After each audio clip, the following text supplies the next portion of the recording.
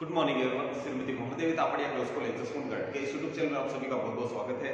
आज का हमारा जो डिस्कस का टॉपिक है वो है सीपीएम पार्ट टेक्निक से डायग्राम ड्रॉ करना। और क्वेश्चन नंबर हमने इसके लिए लिया है 5। इससे पहले हमने 4 क्वेश्चन किए हुए।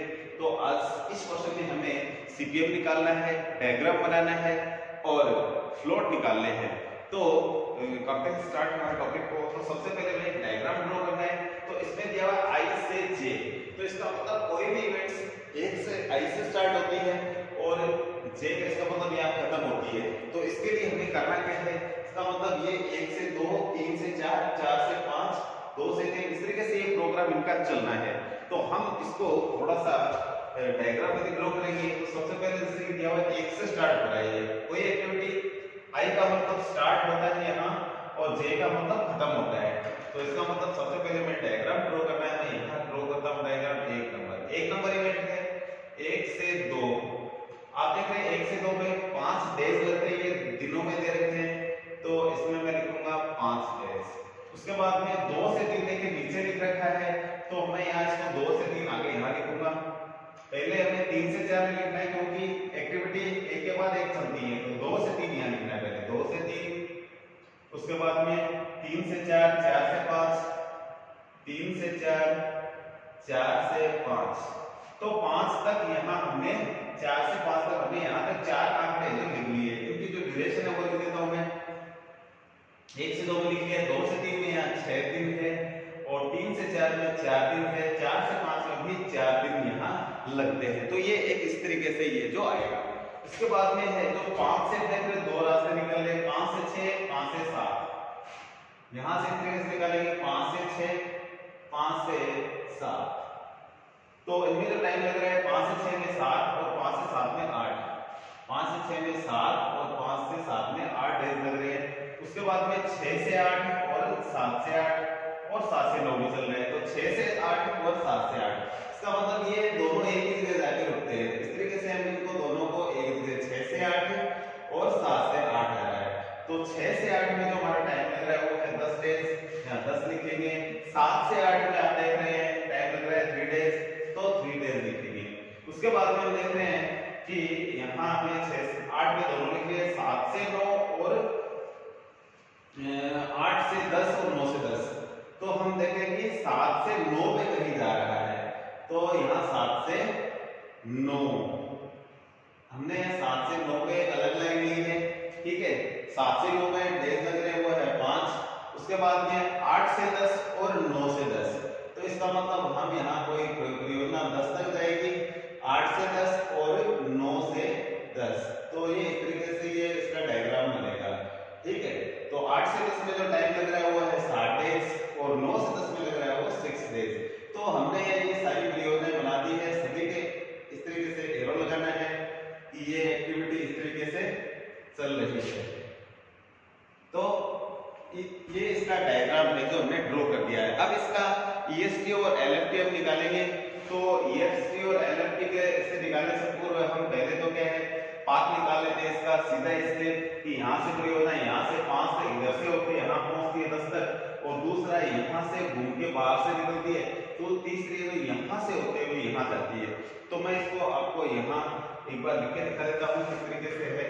तो इसमें से कौन सा सीपीएम होगा, तो 1 से 2, 2 से 3, 3 से 4, 4 से 5, फिर 5 से 6, 6 से 8 और 8 से 10। ये परियोजना हमने कहा यहाँ से यहाँ तक सीधी यहाँ खत्म हो जाती है। तो कितना टाइम लगता है इसमें जोड़ लेते हैं।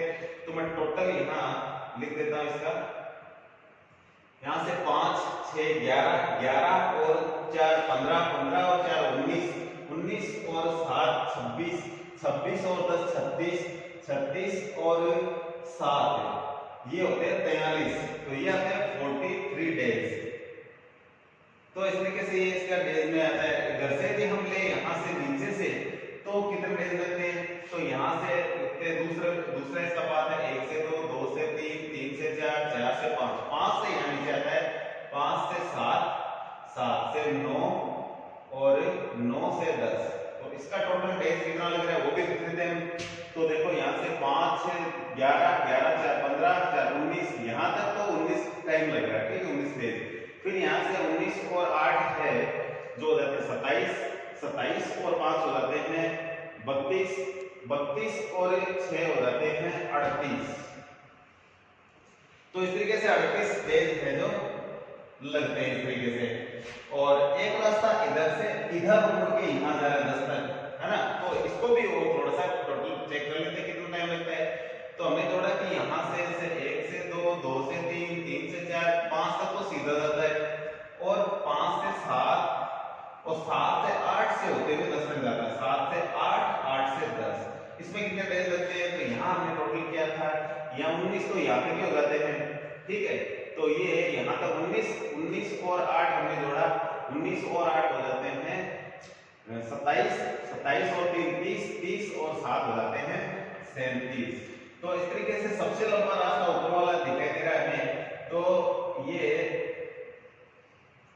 जो रास्ता है 43 डेज वाला, ये इसका है सीपीएम क्रिटिकल पाथ है, ये सीपी इसको बोलेंगे।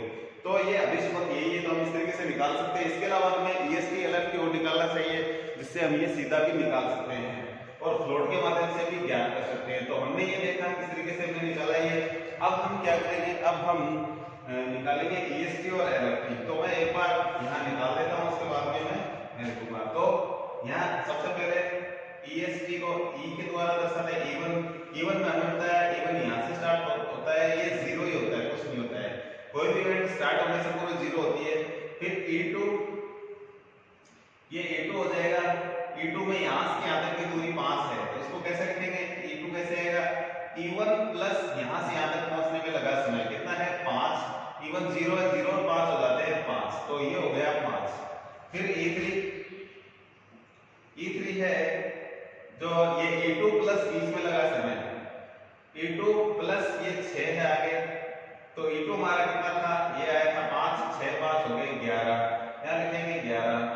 फिर E4 ही ये है, E3 प्लस बीच का समय, E3 प्लस इसके बीच में 4 लग रहा है, E3 हमारा था 11, 11 और 4 हो जाते हैं 15।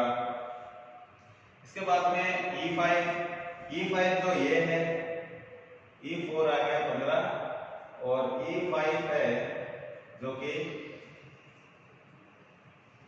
निकालेंगे हम, तो E5 आएगा E4 प्लस आगे जो टाइम लग रहा है 4 डेज लग रहे हैं, तो E4 15 था, 15 और 4 हो गए 19, तो ये हो गया 19।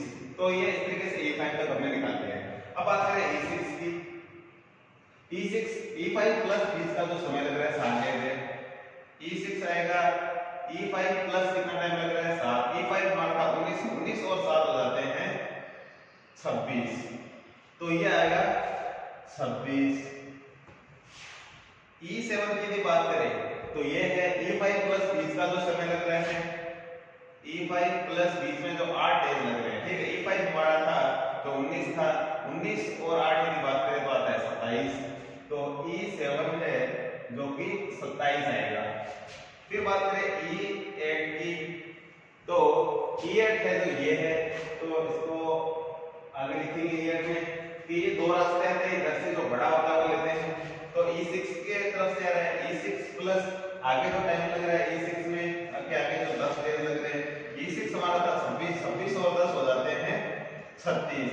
और दूसरा रास्ता है E7 वाला, E7 प्लस 20 का टाइम 3 दिन लग रहे हैं यहाँ 3, E7 हमारा था 27, 27 और 3 होते हैं 30, दोनों में जो बड़ा है वो है 36, तो ये आएगा यहाँ 36। E9 की बात करें तो E9 है जो यहाँ है, E7 प्लस 20 का जो टाइम लग रहा है ये है, तो E7 प्लस 20 में टाइम लग रहा है 5, E7 हमारा आएगा 27, तो ये 27 और 5 को मैं सीधा जोड़ के लिखता हूँ, ये आएंगे 32, तो E9 है जो कि आएगा 32। फिर है E10 है, दो रास्ते आते हैं, E8 प्लस 20 में टाइम लग रहा है 7 और E9 प्लस 20 का जो टाइम लग रहा है वो है 6, दोनों में जो भी बड़ा होगा, तो दोनों में जो E8 हमारा है ये 36, 36 और 7 ये हो जाते हैं 43, और E9 हमारा है वो 32, 32 और 6 हो जाते हैं 38, दोनों में बड़ा है वो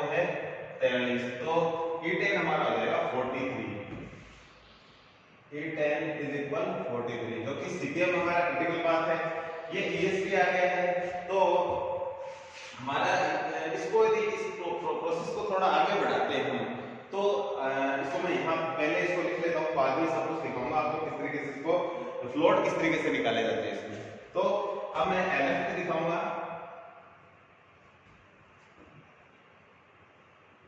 एलएफटी तो इसमें यहां से स्टार्ट हो रही है, वोल्टेज से स्टार्ट होता है। ये होता है एल बोलते हैं इसको, L10 से L10 43 आएगा, फिर L9 आएगा। L9 ये है, ये L10 माइनस ये 20 की दूरी है 10 ये घटाएंगे, ठीक है। 10 हमारा था 43 में से 6 जाएंगे तो 43 में से 6 जाते हैं तो 13 में से 6 जाएगा 7, 37 आ जाएगा।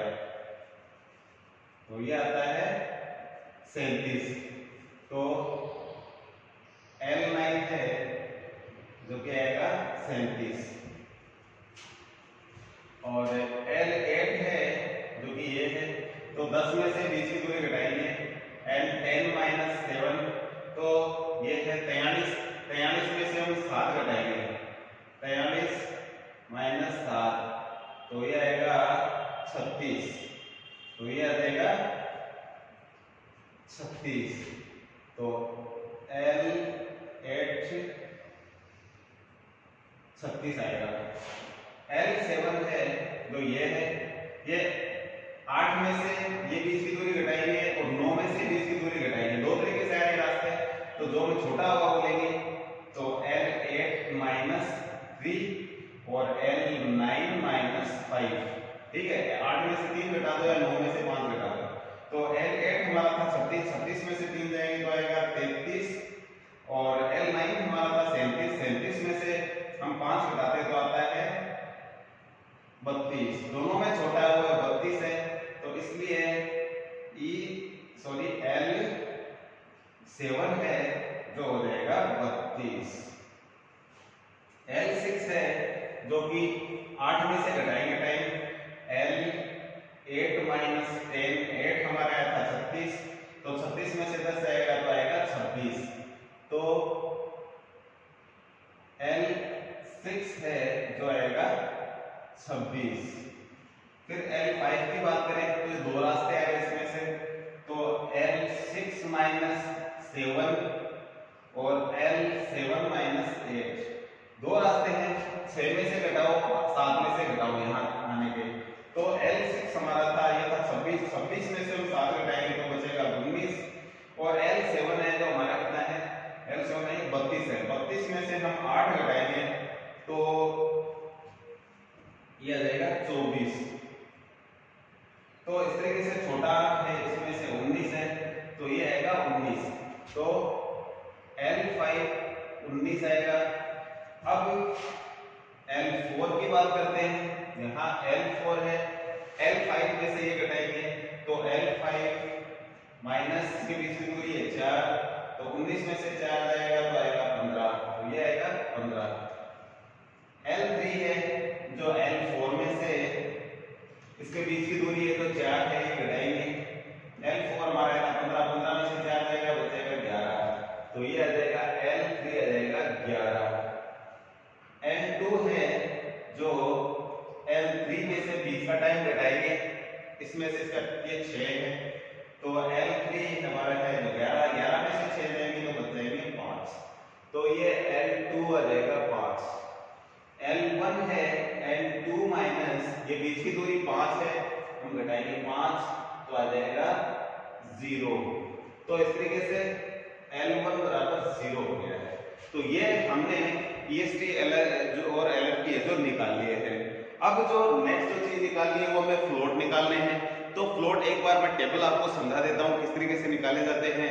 तो मैं इनको मिटा देता हूँ किस तरीके से EST और LFT निकालते हैं। EST और LFT में निकाल लिए हैं और जो बाकी चीजें हैं वो और किस तरीके से निकाली जाएगी वो और हम देख लेते हैं। तो मैं इस टेबल को यहीं से आगे बढ़ा देता हूँ। तो ये जो आई से थे ये प्रोग्राम शुरू हो रहा था तो इसके बीच में हम अब ऐसा करेंगे सीधे इस तरीके से 1 से 2, 3 से 4, 5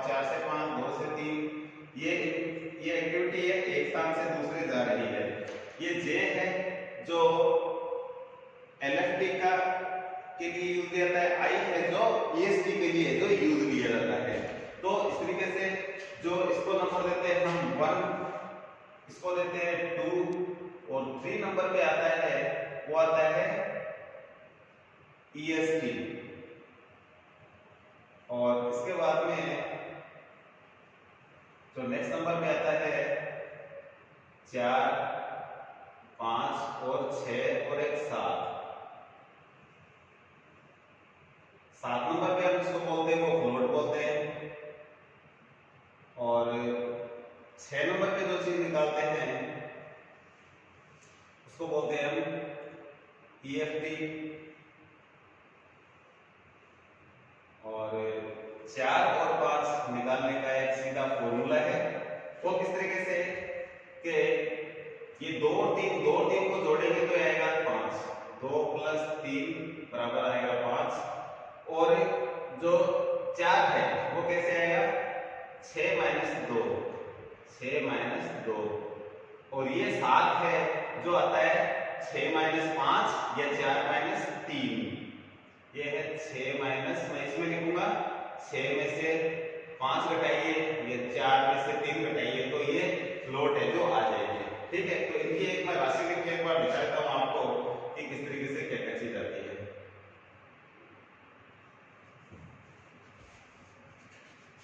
तो एक बार इनकी जो राशि मैं लिख देता हूं। तो इनकी राशियां जो लिख देते हैं, तो इसको हमने मिस्टेक से यहां लिख दिया, ये LFT होता है। तो EST और LST चौथे नंबर पे एक चीज आती है, इस तरीके से LFT और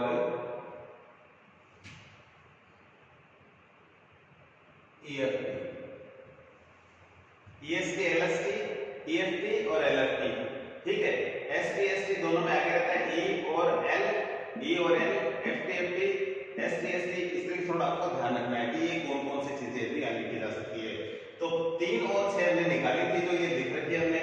तो हम देख सकते हैं कि जैसे कि E1 0 हमारा, तो 1 पे हमें देखना है कि जो एक्टिविटी 1 है यहाँ E कितना है। ठीक है, 3 नंबर EST जो ये I से स्टार्ट करने वाली चीज है यहाँ चीज। तो E 1 पे आप देखेंगे E कितना है, E 0 है, तो हम लिखेंगे यहाँ 0।